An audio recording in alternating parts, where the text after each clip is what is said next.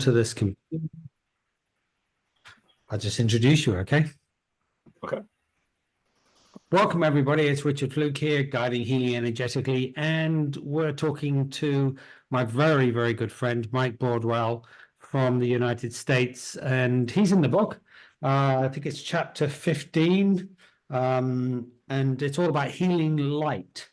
And I first came across Mike's work many years ago, and he was involved with a particular light device, which will go a lot more into photodynamic therapy, really is what its correct terminology would be. But he was involved in all of that, and I met some other people you will have come across on this particular podcast, Dr. Marlene Siegel being one of them, and a lot of other people from the Academy of Comprehensive and Integrative Medicine. And we've been friends for many years. He's been up to my house, my old house in Canada, and I'm sure he's going to come over here when time permits. So welcome, Mike. It's always amazing to see you. We always seem to talk and go off on amazing tangents, but today is not about my work. It's all about your work. And I think that's probably going to be the first time that you sat down and gone, okay, Richard, here's what I've been doing over the past few years. You showed me some of it, but I really want to know a heck of a lot more. You call it solar gem, right? So let's explore a little bit more about that.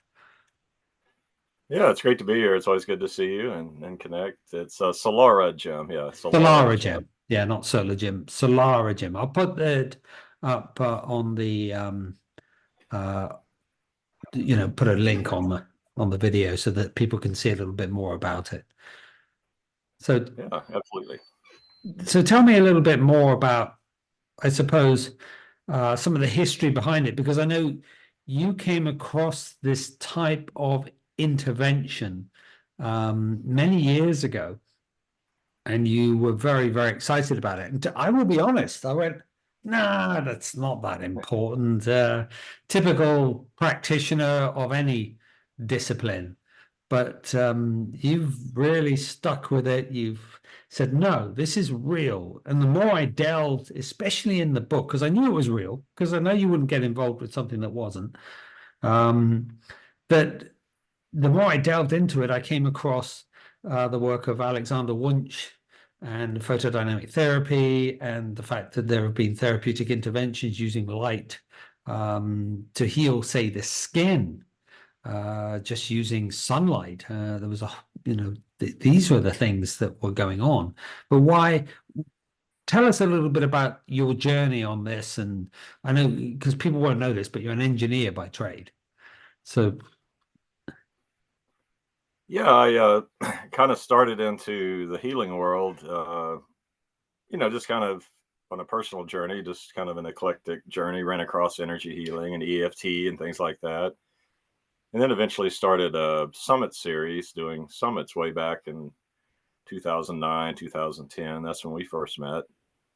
Was when we were doing summits. And then in 2011, we were both at a bioenergetic conference in North Carolina. And that's why I ran across Crystal Fusion Light, a company out of the UK, was there and really liked their product. I was amazed at how much I just relaxed in a busy, room where everybody's making all kind of noise, a conference room, a trade show room type thing, and ended up being a rep for that company for quite a while until 3, 4, 5 years ago, and they kind of did some unethical things, so I ended up branching out on my own with Solara Gem, but was fascinated because this technology actually goes back to ancient Ayurveda. It's in Ayurvedic healing, they would put people in the sunlight and put crystals over different organs, different parts of the body.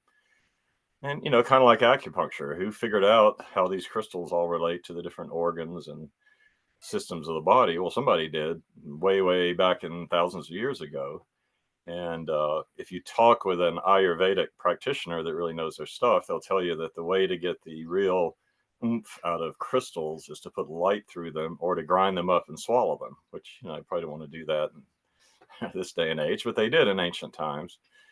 And so the English primarily about 50 years ago, I'm guessing, started making mechanical versions of that, because you're English, you know, they don't get much sunlight. So if they're going to get the benefit of this type of technology, they better get their own light source. So they used electric lighting with different combinations of crystals and so on.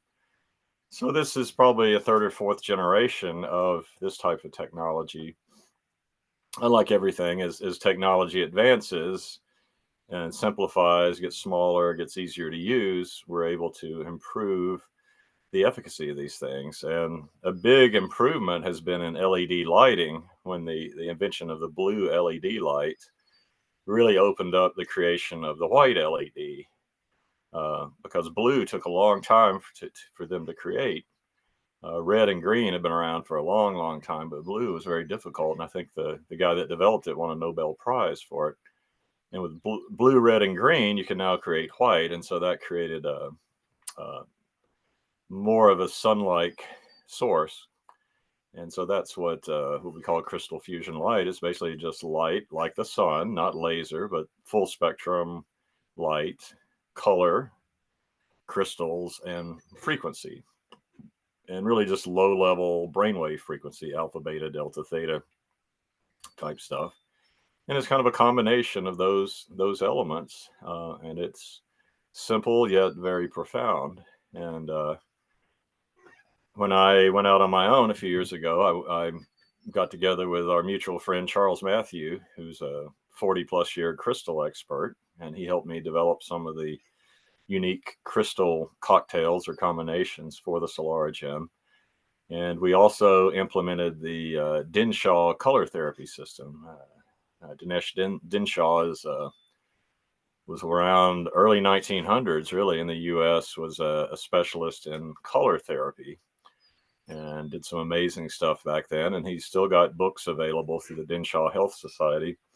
And so when I came out with the Solara Gem, we did improve on some of the things that had been out there before, using a more complete color therapy system, using a different way of blending the crystals together, and using a low-level, inexpensive light source that had been improved by technology. So I was able to cut out over $3,000 worth of cost from the older system I used to work with, replace that with a $90 camera light.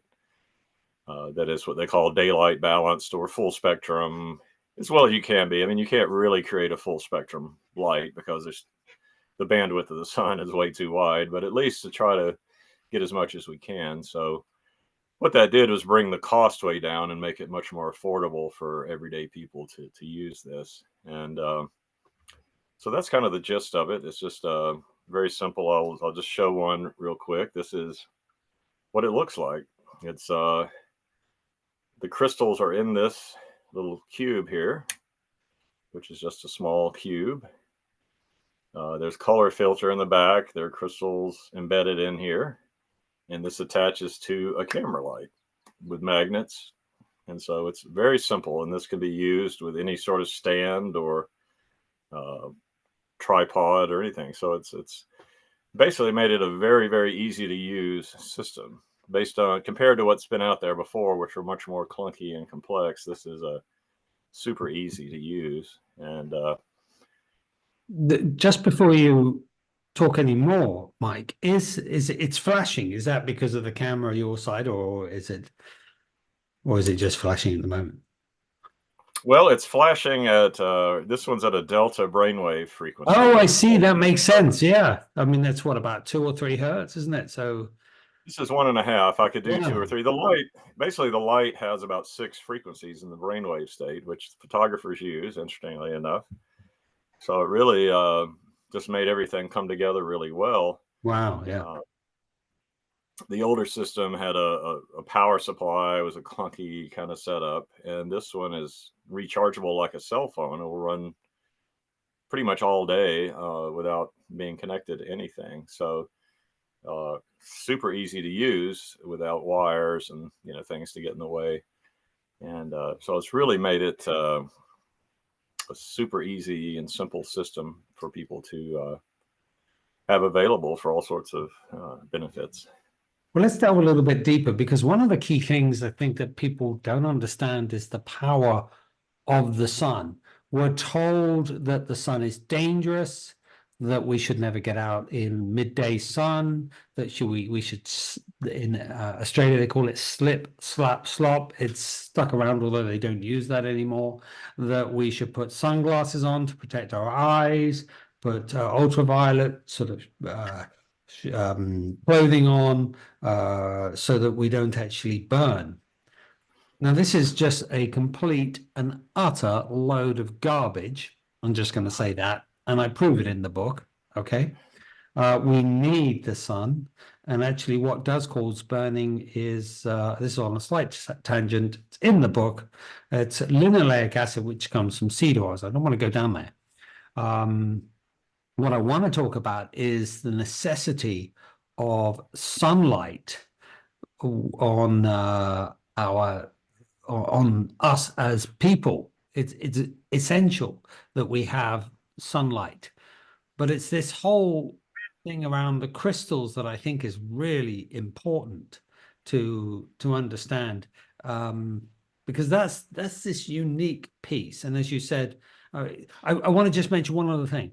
So people will say, this is total and utter garbage. Crystals, you've got to be joking. That's one question. And I just want to cover that because I know you may have some answers to that, but I'll just cover something. The way that we are communicating now through chips inside computers and on mobile phones, they're all made out of a crystal. That you actually have a crystal radio sets originally, which were just quartz crystals where you would it would be able to pick up the frequency going on around the radio stations, and with little wire hair, you could actually tune into radio stations. That's how the original crystal radio sets work. So crystals are real living things, and they receive information and they actually broadcast information. So what are they really doing? And that's a question I want you to answer. And then what happens when you shine light through them on specific points of the body? What is going on there? So I want people to really understand this is not some nice fluffy system that is just, oh, it's very nice and lovely and touchy and everything. This is serious. This can really have a profound effect on healing. So I'll let you take that away. There's multiple questions in there, Mike. So I'll let you talk. Yeah, well, you brought up a lot of good points. That crystals have been used for a long time in communication, in our cell phones and our computers and our crystal radios, those things like that. Crystals are designed to hold a frequency at a very solid, very accurate frequency. So the frequency won't drift in a crystal. And so that's why they're used in everything. And most of the electronics use synthetic crystals, but we actually bake and, they make crystals in factories. And there's some fascinating stuff behind that. But yeah, crystals have, they're basically the oldest things on Earth. And you've got a combination of the crystalline structure. There's various structures in each of the crystals. There are different minerals. That's why crystals are different colors. For instance, amethyst is a quartz crystal with a purple color. And that's due to the impurity, so-called, in the crystal that turns it purple. Rose quartz is also quartz, but it has a rose color hue because it has a different mineral combination. Citrine is another one that's a yellow, but it's also quartz. Now, not all crystals are quartz. There are plenty of other types of crystals. But yeah, it's something to do with putting the light through the different structures of the crystal, through the colors, through the crystalline structure that's going to just spin the photons differently, cause them to flow in different ways, if you will. And those connect to the body. And we are also made of minerals. We have certain minerals in each of our organs.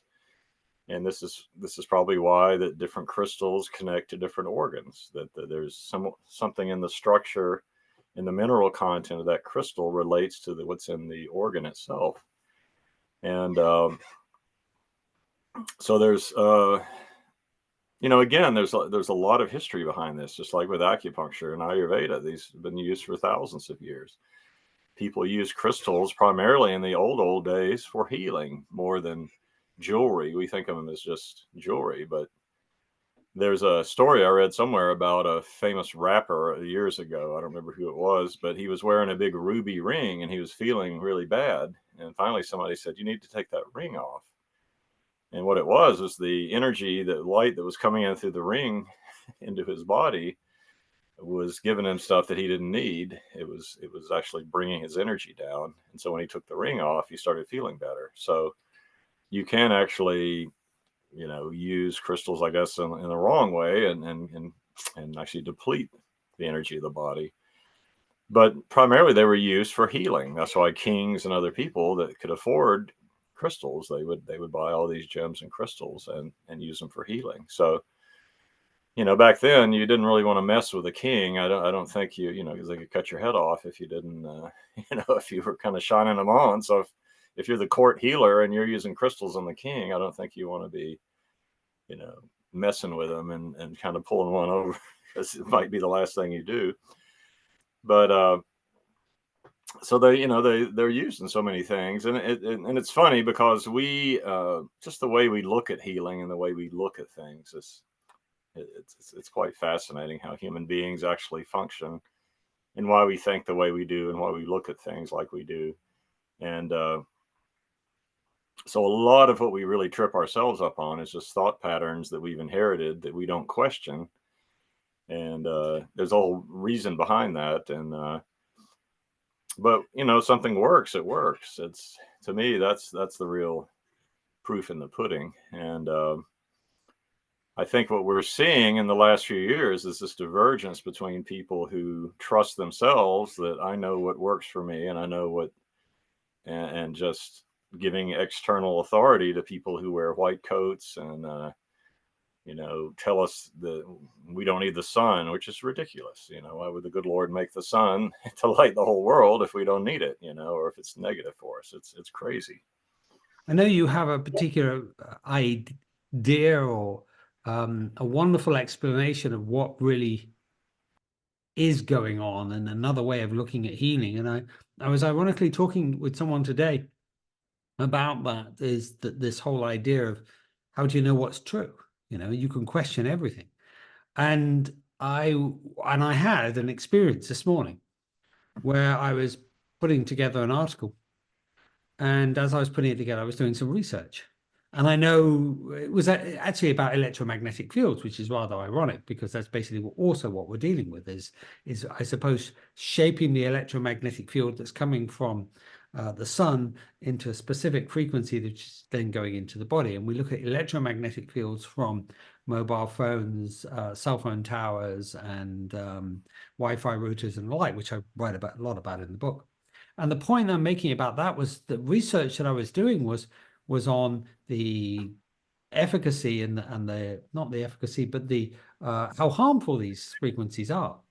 And basically, as I looked at Nature, which is one of these big magazines, what came back was, oh no, they're completely harmless. There's nothing, we've done all the research, yet the barrage of onslaught of absolute undeniable research that says it's harmful for you is there, and even the World Health Organization, I think I'm making a point here, have a committee called the IARC committee, which has said, oh no, we're not going to go off and do our 10-year review yet of electromagnetic fields, which they basically said was a class 2B carcinogenic.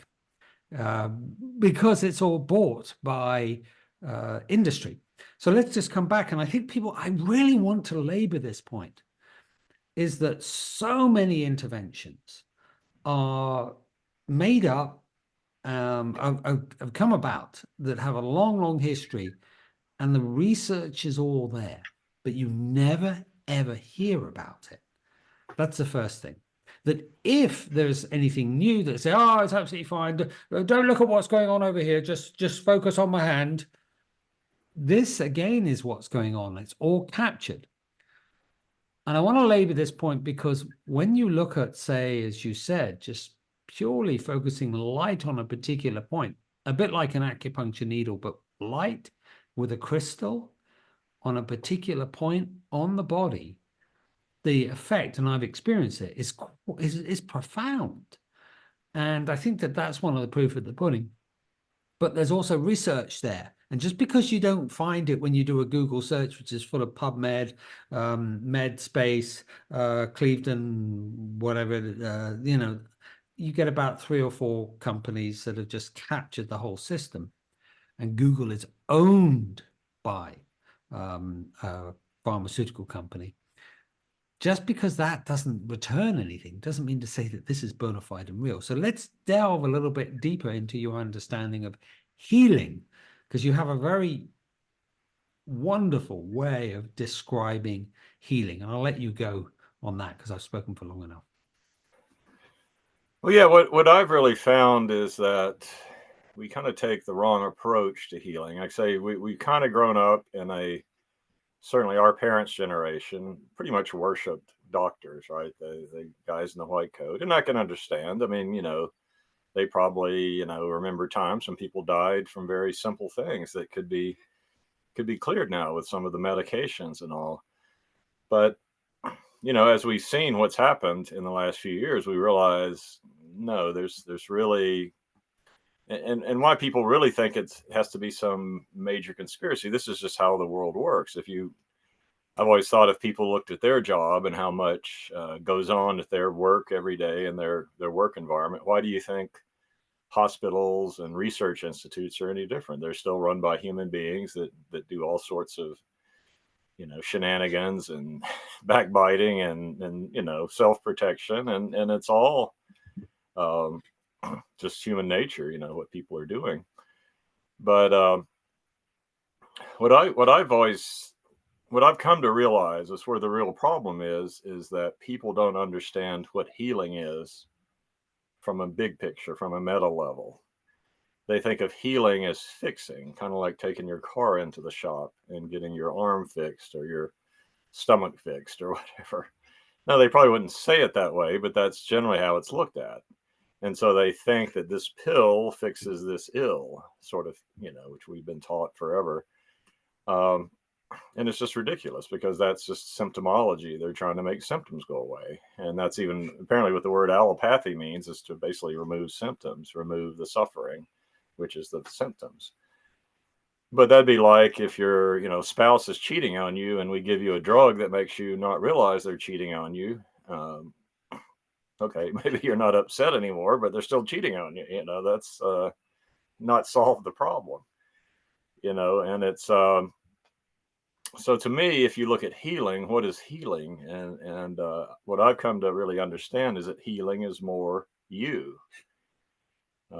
Healing is not fixing. Healing is, because if we're going to fix you, that implies that you're kind of a static thing, that you're, this is you, and then you don't feel well, you're down here, and let's get you back up to here. And then you don't feel well, you get back up to here, and this is kind of life, right? You're just this static being, and then you drop off, and then we bring you back up and so on. But really, healing should be ever expansive. You want your son, you want your wife, you want your family to be ever growing and who they are, and finding more joy in life, finding more wonder, finding more happiness, an ever expanding life. That's what healing is. It's more of you. If you can't express yourself emotionally, you got emotional issues, well, that's limiting you from expressing your desires and your real things that matter to you. So how do we remove the blocks to it? How do we remove what's keeping you from becoming more you?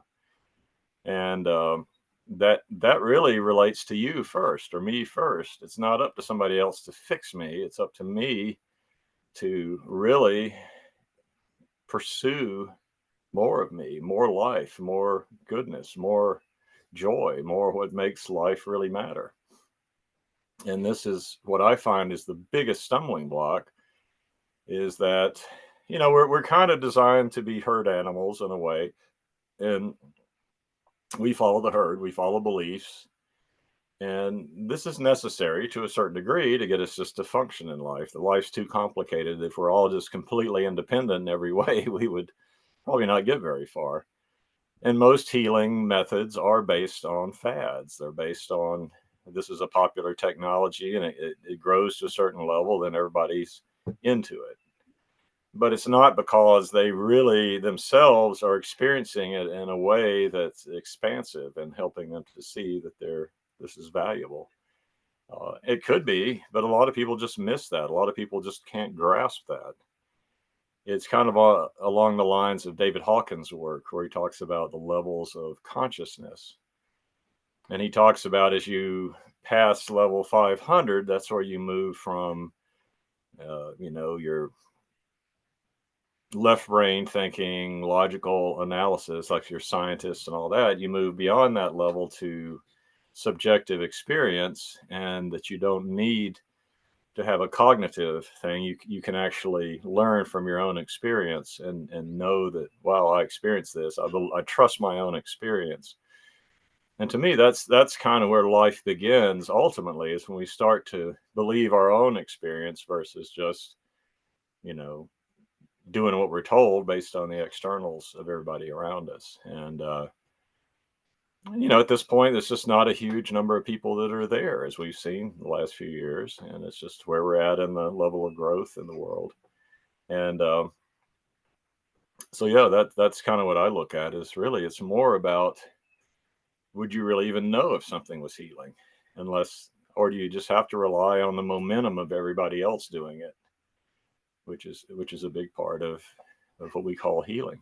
We did certainly see that, didn't we, in 2020s, early 2020s, and an incredible sea of people walking around almost like zombies going, yeah, do whatever to me. Yeah, yeah. Let me have one of these. No, let me have two. Let me have look, I'll take as many as you can. Just inject the whole thing in me. And I found that absolutely incredible. And it was a whole herd mentality in the UK. Not that I was there, but people will stand out on a Thursday at a specific time and all clap the National Health Service. And I spoke to people that were National Health Service, and they were just going, what is this? They didn't care. So it's very fascinating that this whole herd mentality, which also then begs the question, which is what I was saying earlier, is that as you start to delve deeper, and that's what the history behind this book is, as you get to go deeper into what really healing is about, and I call it energetics, you call it probably something very similar. You can understand that there's so much more. A good friend of ours actually said it on a recent podcast. um, Dr. Rebecca Gracia, she said, what we offer is what the medical profession are doing. But then there's a whole myriad that just goes out and out and out and out of different choices that you've never heard of. And they're all fantastic research behind them that proves that they work. So let's just go into another area, because your philosophy on healing is really interesting, because it's as you said, it's not a pill for an ill, and it's like, oh, I feel better today than I did yesterday. It's actually every piece has a layer, doesn't it, that we can add and bring ourselves into a good equilibrium across the board. So the next question really is about I want to talk a little bit more about each individual crystal, because other people, they're not aware. You talked about this ruby on this wrapper, but you have other crystals as well that have different effects on different systems, whether they are on the acupuncture meridian lines, on the different organs, on the general well-being. I remember lying one day with one of the devices shining on top of my head, and it just brought me out of a real funk from being on a jet for quite some time. So it's those types of things. Yeah, it's remarkable. I used to have go to England fairly regularly. Actually had a lady friend over there, and I would kind of shock her how quickly I could recover from jet lag, because I would fly all night the night before and would stay up to about, the first night about 7:30 before I started crashing, and then within 2 or 3 nights I would be fully on schedule. When she came this way, she would take a week just to begin to get normalized. And I think it was because using this really helped to reset the system so quickly. And I've noticed that my sleep is way better. I'm in my 60s now, and when I was in my 30s, I've always traveled quite a bit on my work, and but I was half this age, I would be wiped out if I went 2 or 3 weeks on a trip. I would lose my sleep and get to where I could never recover it, which is hard to do in hotels and when you're traveling in strange places. And now it's way worse with all the EMF. And I tend to live in an area, I'm in an area that's not so heavy with EMF. And so when I travel, I'm really inundated when I go to big cities and all. And, but I'm able to keep my sleep while traveling, which is just almost unheard of. And especially being twice as old as back then. And so, yeah, using something on the crown like a sapphire or amethyst or similar uh, gemstone, it's remarkable how well I have been able to maintain my sleep. And that's just one important aspect of health is how well you sleep. And, you know, but anything, basically the colors, the gemstones, you can, there's multiple ways you can look at it. You can look at them based on the chakra system. The purple stones would be more around the crown. The bluer stones tend to be maybe the third eye region. The aquamarine, turquoise kind of colors, maybe the throat chakra, the heart. High heart usually is a rose color, then the heart itself is a green typically.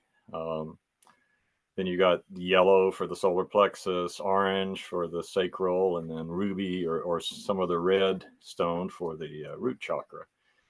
So that's one simple way you can look at it. And again, what I find is it's actually easier than we make things. We tend to make things. We live in a society that's very much about learning. We're very good at creating systems and following systems and following routines. And so we're a very well trained society, but we're not a very in touch society, in touch with ourselves. So I find that people can stumble because they want to know, well, tell me which one to put where for what. And tell me, it's like, well, there's some general guidelines, but really the more that you can start to experience it, both on yourself and observe how the person reacts to it, the much more quickly you're going to move into the realm of healing work versus just applying technology or applying devices. And this is a challenge I run into when I maybe leave a set at a doctor's office for them to try, is that their employees are kind of like, they're worried they're going to screw it up, and they're because we're still not at a place yet where our primary goal is to bring healing to the clients. We're there because, and it's where the market is. People expect us to do certain things to them, and they expect the doctor to kind of give them the belief that this is going to work because he's the doctor and he knows what they need, and they're not able to really judge for themselves, like, wow. And so again, it's that kind of level of, the people I find successful with this are the ones that are the true healers, the ones that can look at somebody and see that person has shifted. You can see it in their eyes, you can see it in hear it in their voice. You can use measurement technologies like heart rate variability and other things, and you can see the shifts that have happened. But it's really about believing them versus just, I want to just push buttons and do this and let it do that, let this handle it, because we become very much afraid of taking risks anymore.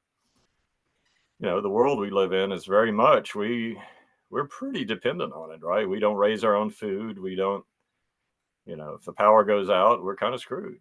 I mean, we're kind of in a very dependent society. So you can see why there's such fear around losing your job by not taking a shot or something, because, well, if I don't have a job, I can't do anything for myself, because most jobs are even just kind of ridiculous if you think about it. If in a real world that really mattered, would we even be doing these jobs? Most of them, no.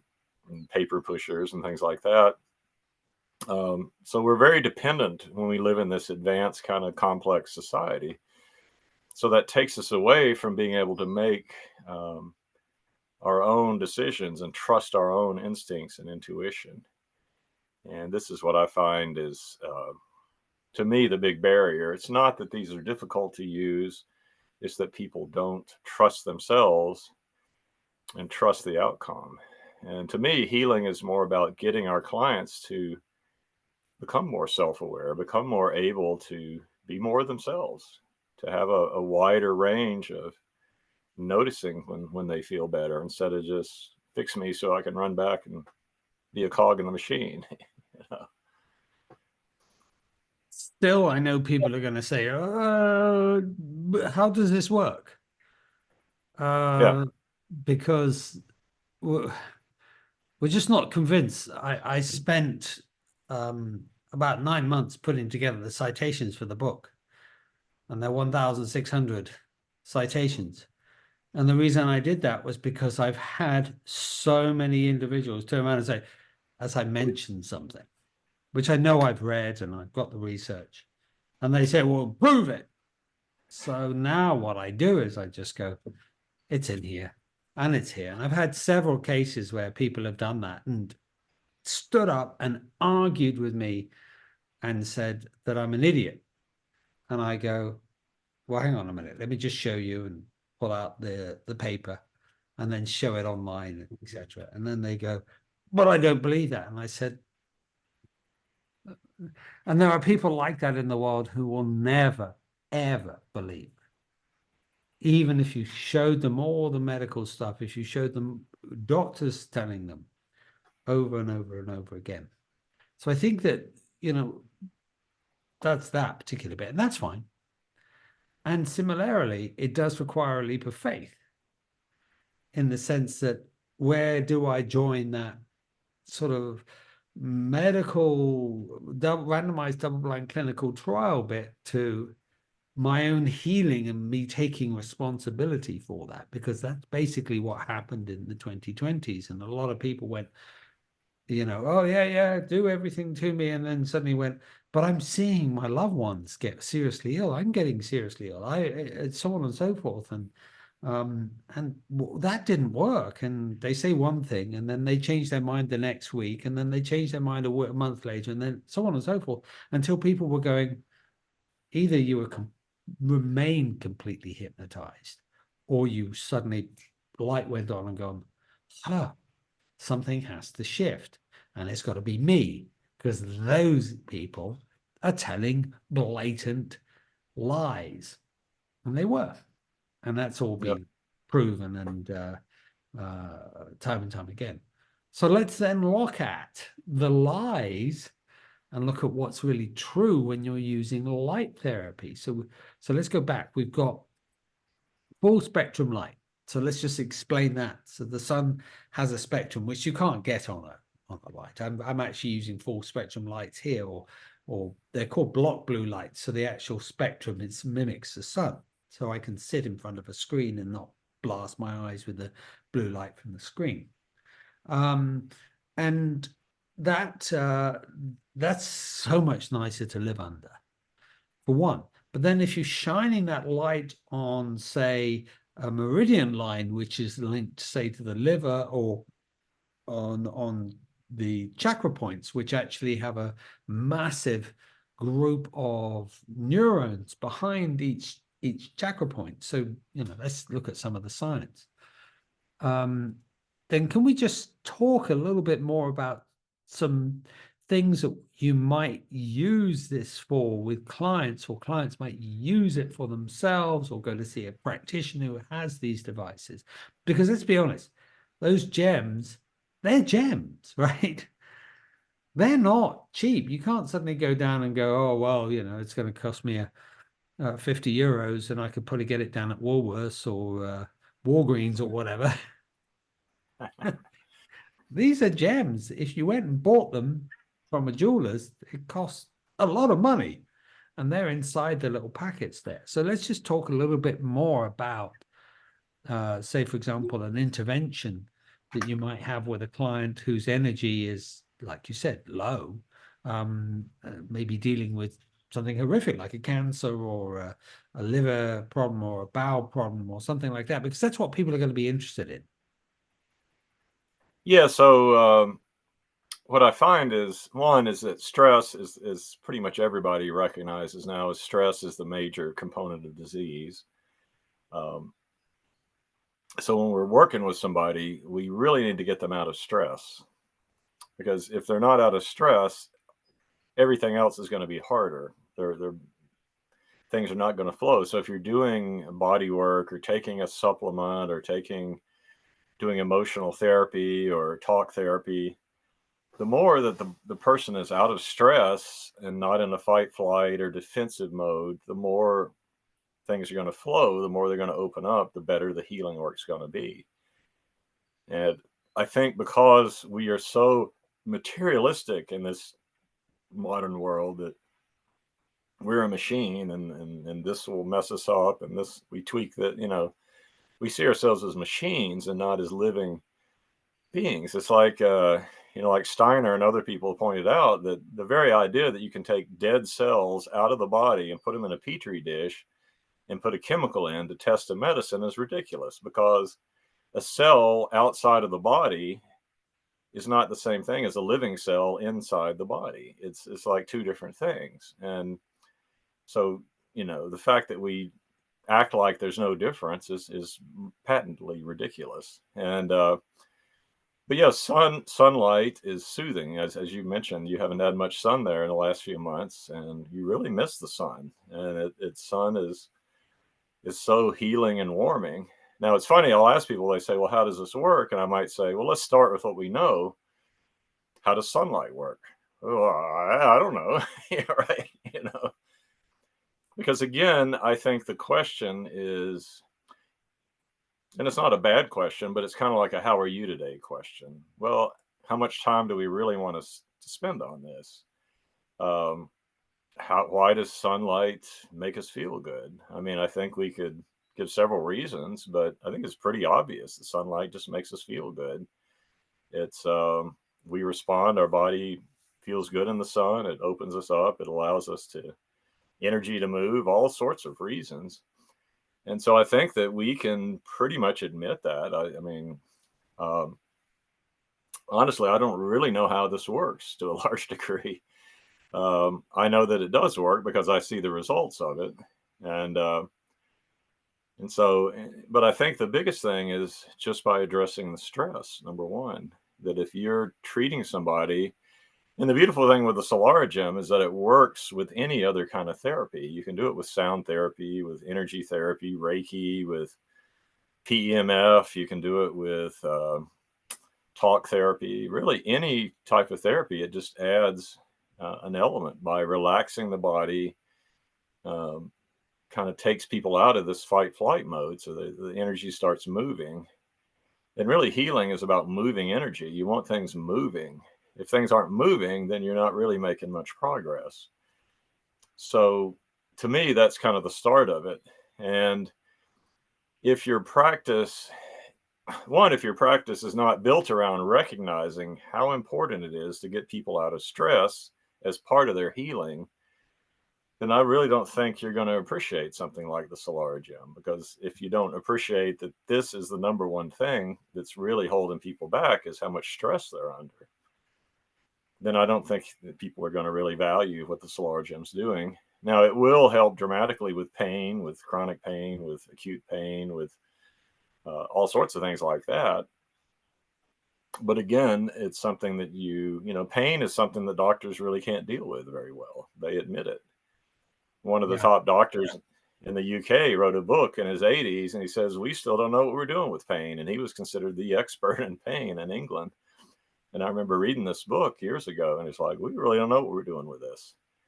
We don't know what causes pain and what the deal is. Very honest assessment at the end of 50, 60 years of his career. And so we don't know. So a lot of it is just noticing. I had a lady I was at Donna Eden's energy medicine conference about a year and a half, 2 years ago, and was running it on people. And this lady came by and she said, my ankle has not stopped hurting for 40 years. will this help? I said, well, sit down and we'll see. So I put one on her head, put one on her ankle. After about 15 minutes, she said, can I move this to the other ankle? This one doesn't hurt anymore. And I said, sure. So we move it to the other one. She got up after about another 5 minutes and said, they don't hurt. Let's see how they are tomorrow. And then I never saw her again. So, what do you do with that? I don't know. She didn't come back and say, oh, I assume she woke up and they were hurting again. I don't know. I mean, who knows? But, things like that happen because a lot of it requires our own belief in what has happened to us. But that's an example of going to the gym one day, working out, and then going, now I'm fit. Yeah. Let's go back, because I know you've had some cases whereby people have done this, practitioners have done this, because mostly this is work that you work with a practitioner, or a practitioner buys the light and then the gems, and you can do other ways of dealing with the gems as well. But you can then take them and do a course over, say, 30 days. You can even do it at home, can't you? I mean, it's completely non-invasive. That's the other beautiful thing about it. It helps with pain. It helps with rebalancing the body. And I just wrote an article for the Bioregulatory Medical Institute about stress and how it affects melanin, mitochondria, and structured water, which is all the things you're doing. So, we're exactly on the same page. And I think that if we approach it from that point of view, then the science is definitely there. It's an absolute no-brainer. The key, though, is for people to understand that stress, the release of the barrage of cortisol, adrenaline, which is all part of that, ACTH, which is all part of it, and even the sex hormones, testosterone, progesterone, estrogen, which is a really major stressor. If we aren't getting into what is the parasympathetic nervous system, where that is not being activated, then the body can start redirecting the energy to heal. So we're going from what is called the fight, flight, sympathetic nervous system into the non-fight, flight, which I read interestingly. They said, oh, that's not important. It's just, really? Into what is the parasympathetic nervous system? That's how crazy that world is out there in the medical research world. It's not important. Really? Every night you need to be in the parasympathetic, otherwise you don't heal. It's so simple. So that's really only possibly because I think there is a lot of research. Alexander Wunsch, we mentioned before, got an enormous amount of research on photodynamic therapy going back, hundreds of years. So can you just explain, if someone's using this, how they could go about using this, how they could get hold of a practitioner? Because you have now lots of practitioners throughout the US. We're wanting to get more people in Europe and other parts of the world involved. But how are they doing this? What happens? The client comes in and says, oh, I want to have photodynamic therapy. What happens? How does it work? Well, typically, the process would be that you would put the patient, put one on the crown of the head, usually an amethyst or something similar. It kind of depends on what's going on. Like a recent case, I was in a doctor out in Las Vegas. He wanted me to come by his clinic because one of his employees had military type PTSD. And so what we did is we put one on the crown, one on the vagus nerve. We stimulated the vagus, and we put one on the heart, rose quartz. And this lady, within a few minutes, first started having a little bit of anxiety come up. And I kind of talked her through it. I said, look, you're not your mind. Your mind is like a computer with a little virus on it. It's got a little bad programming. It's not you. We're going to clear the programming, so your mind's going to work better. And I said, are you okay to keep going, or you want to stop? She goes, no, I'll be okay. And so within just 5 or 10 minutes later, she starts oohing and ahhing about, oh, this feels so good. Oh, it feels so good. The next day I went by there, and she was at the office, and she said, I went home, I took a nap, went to bed at normal time. I slept really great, and I still feel wonderful today. And he had tested her, and he said she was actually in a full-blown panic attack when I got there. So that just almost immediately brought her down. Another case, I was visiting a friend of ours, Virginia Dixon. I think you know her from some of the conferences. She does a lot of heavy duty trauma work with people. And I went out to her place out in California. I got there like at 10 o'clock at night and got to her villa she lives in. And somebody else greeted me there. And Virginia came down a few minutes later and said, "I'm sorry, I can't come down and talk with you. I can't leave this person alone. She's having a major issue, and I'm afraid. What do I do with these?" And I said, put one on the crown and put one on the heart. The amethyst on the crown, the rose quartz on the heart. So anyway, the next morning I'm in the kitchen, and this girl comes down. I'm having a normal conversation with her. "How'd you sleep?" "Oh, really well." Blah, blah. Turned out that was her. That Virginia said that she was in such a state that she was about ready to take her to the emergency room because she would not settle down. And this is a girl that had the major, major trauma issues, and it was kind of a relapse into some of them. And she said, as soon as I put these on her, she almost immediately passed out and fell asleep, and she slept for 9 or 10 hours straight.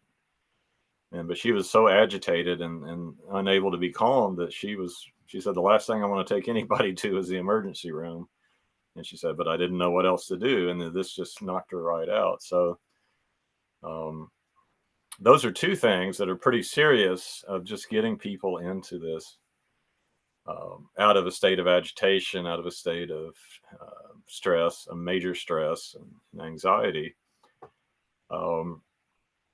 So again, that has to be, to me, has got to be the core of any healing work. Is we've got to get people get the autonomic nervous system regulated, and from there we can work on pain, inflammation, all these things.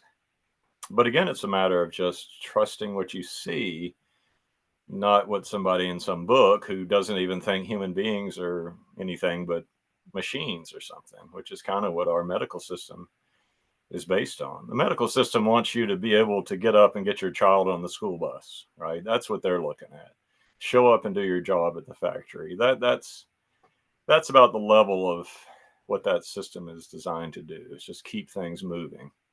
Now there are individual doctors and nurses and things that want more than that, but generally that's what that system's about. We're talking about people that are ready to move to the next level. And so there are people. I mean, we don't have a huge amount of practitioners when you consider how enormous the country is, but you can certainly, contact me and I can help you find somebody nearby if there is.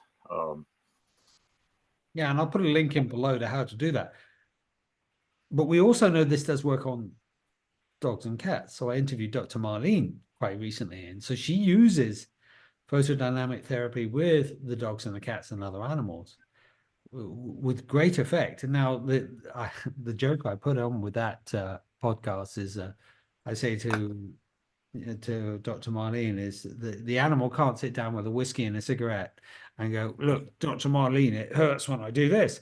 That doesn't happen. So the key understanding of it is, if you start shining the light on these animals, they immediately go into the parasympathetic, which is that bit that's healing, and it sticks around. They get the sleep that they need, and they need less and less photodynamic therapy as they start to heal. So it could go on for a couple of sessions, but after that, then they're into something else. So it's used in conjunction with other interventions. So you may have some stories of that with Marlene. Yeah, in fact, this cat right here that had crawled into my lap, he several years ago had, male cats can often develop a crystallized urinary tract that can be very deadly because they have very tiny tubes down there. And if urine crystallizes in there, it can block that. And that can basically, so, several years ago, he was having trouble peeing. I could tell, he would, and for some reason it didn't connect with me to use the crystal fusion light on him until my naturopath had said, "Give him this supplement." That seemed to help. But then one night he was just wailing in pain, and I kind of pressed on his area down there, and I could tell, okay, this is bad. So I got out the emerald mixture and put that on him. And I thought, well, I hope he's going to be okay. And next morning, he's running around with his tail up in the air like nothing had happened. And he's not had any problems since. And that's been several years ago. So that's one immediate problem that I was able to address. And there have been ones where people have used it on second degree burns as well. You know, I remember seeing pictures of people with enormous burns where they went to the burns unit. In fact, I don't think they went to the burns unit, they just shone the light on there. And very, very quickly, I mean, not just in a small amount of Yeah. time, very quickly, it just started to heal and pin, and the skin came off and it went back to normal skin. Normally, that would be full of scarring. So, you know, there's something pretty neat going on there. Yeah, burns, just all kind of pains, all kind of neuropathy. I've worked with people with neuropathy, with arthritis, um, and you know what's challenging, and that's why we have to have a complete picture of healing. And you know this is when you have chronic pain, there's an emotional, energetic root behind it, and when you start addressing it, that stuff's going to come up.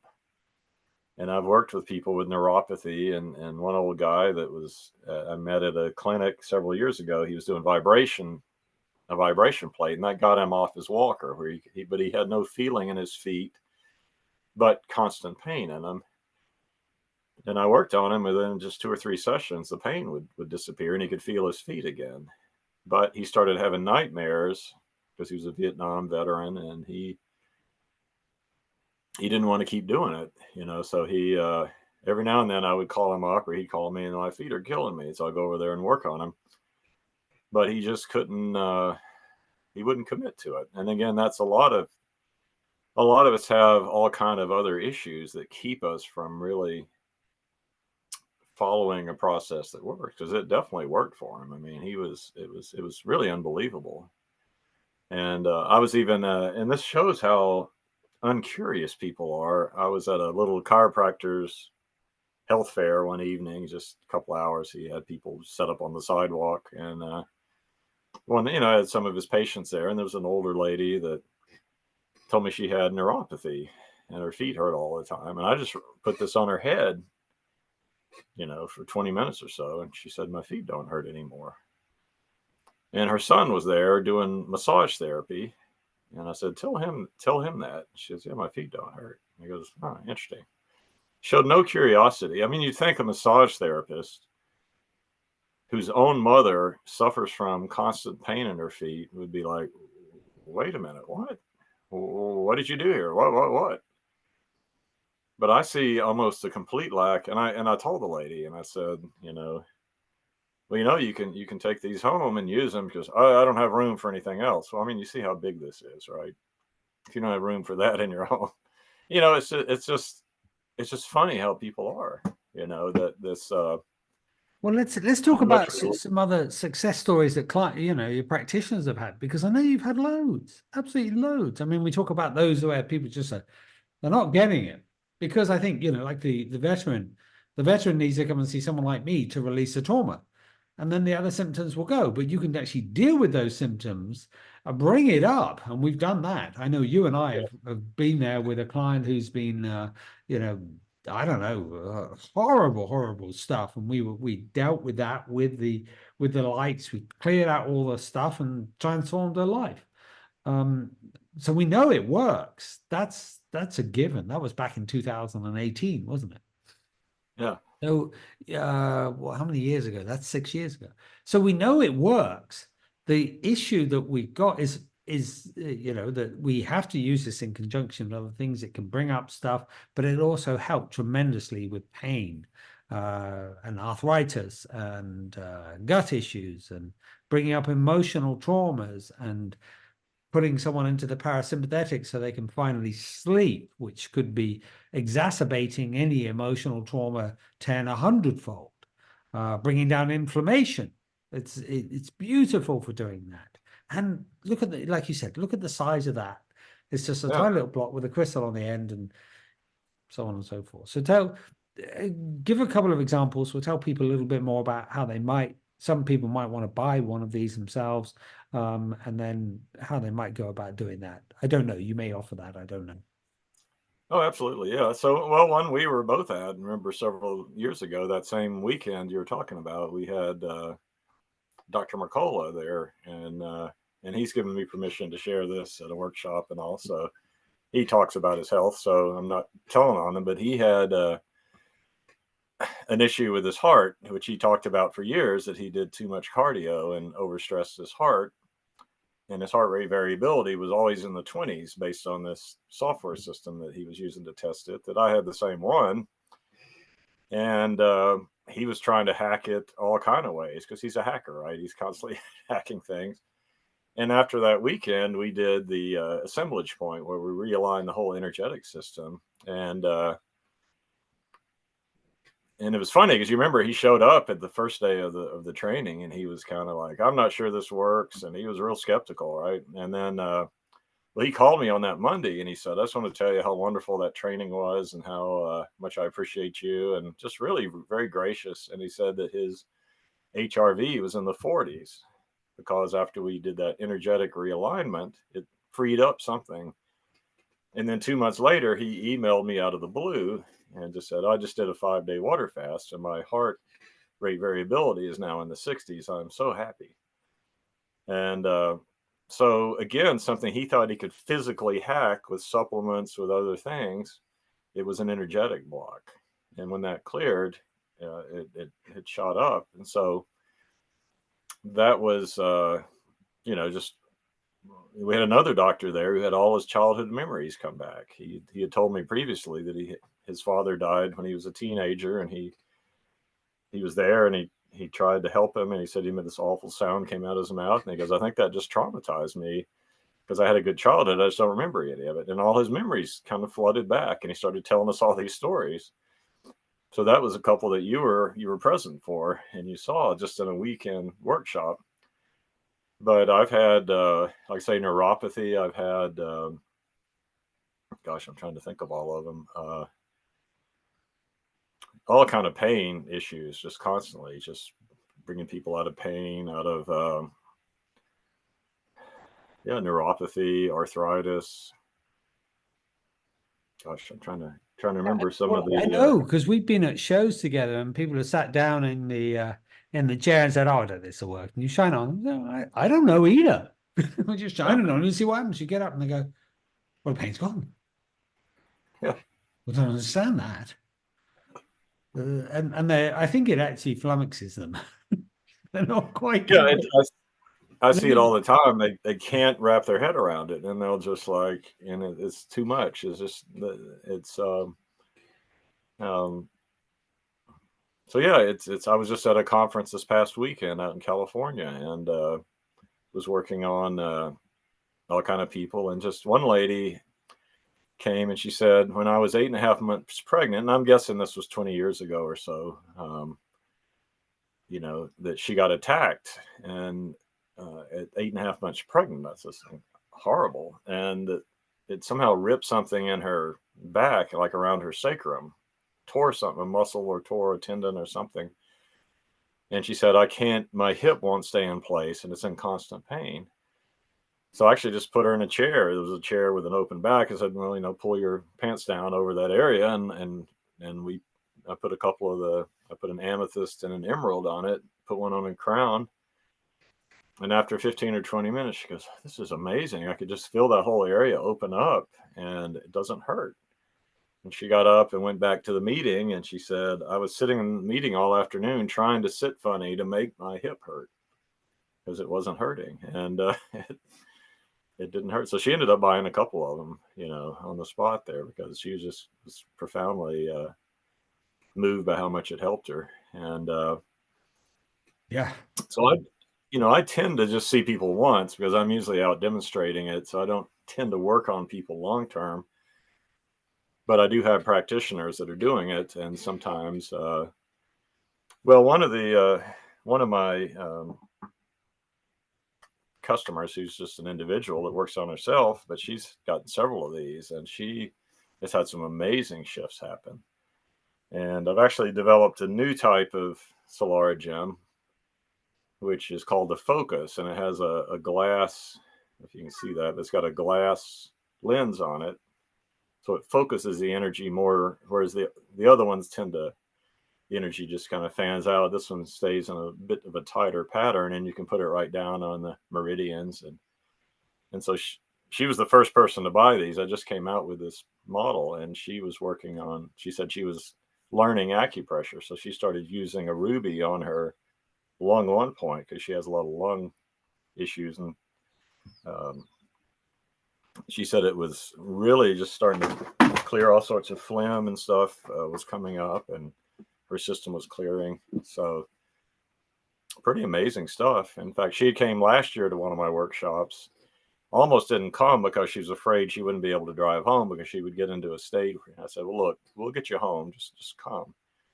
And she had such major shifts that she was like so bright and rosy. And we do Zoom calls.